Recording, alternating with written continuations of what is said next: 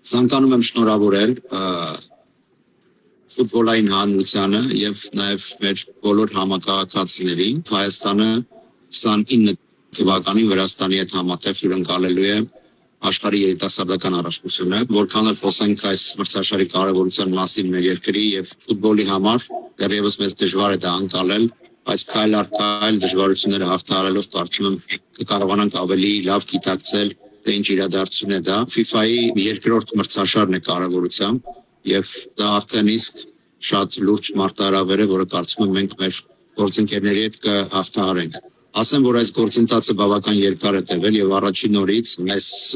աջակցել է եւ շատ ակտիվ մասնակցություն է ունեցել Հայաստանի կառավարությունը,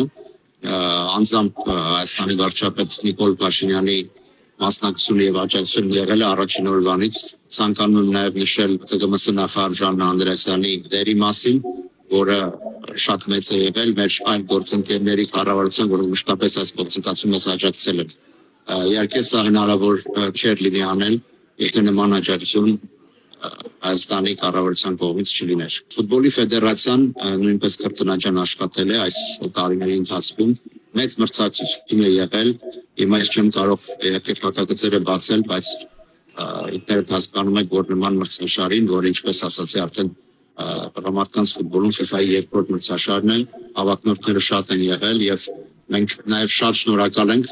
մեր FIFA-ի եւ UEFA-ի գործընկերներին, որոնք այս գործընթացը մեզ հետ անցել են եւ հավատացել են, որ մեր երկրները կարողանան նման ծավալի մրցաշար անցկացնել։ Իհարկե գիտեք, արդեն այդ տեղեկատվությունը հասանելի է, որ 3 քաղաքներում է անցնելու՝ Վանաձորում, Իջևանում եւ Երևանում։ Մարզադաշտերը Վանաձորում եւ Իջևանում կառուցվելու են Հայաստանի կառավարության կողմից։ Ընդհանուր առմամբ նաեւ բարելավելու են այլ ենթակառուցվածքներ, որպեսզի Հայաստանը պատրաստ լինի առաջնությունը կազմակերպելու։ Հայաստանը արդեն փորձում է անցկացնելու Եվրոպայի մինչև 19 տարեկանների առաջին եզրափակիչ փուլը, ինչպես նաեւ ֆուտզալի Չեմպիոնների լիգայի եզրափակիչը։ Այդ առաջների անցկացումը բավական բարձր է գնահատվել UEFA-ի կողմից։ Այդ իսկ պատճառով նաեւ UEFA-ն այս գործընթացում մեզ մեծապես աջակցել է եւ ես կարծում եմ, որ հիմա էլ կարողանանք միասնական ուժերով եւ իհարկե կառավարության աջակցությամբ հաղթահարել բոլոր դժվարությունները եւ ապահովել այն տոնը, որին բոլորը սպասում են։ This tournament is something amazing because it's the best tournament. Սա երիտասարդ ֆուտբոլիստների համար լավագույն մրցաշարն է։ Պետք է գիտակցել, որ FIFA-ն Հայաստանին ու Վրաստանին վստահել է իր նշանակությամբ երկրորդ մրցաշարը։ Սա եզակի եւ չափազանց մեծ հնարավորություն է երկու երկրների համար։ Մինչև 20 տարեկաների աշխարհի առաջնությունն ամենահաջողված մրցաշարերից է, որը հյուրընկալելու ցանկություն ունեն գրեթե բոլոր երկրները։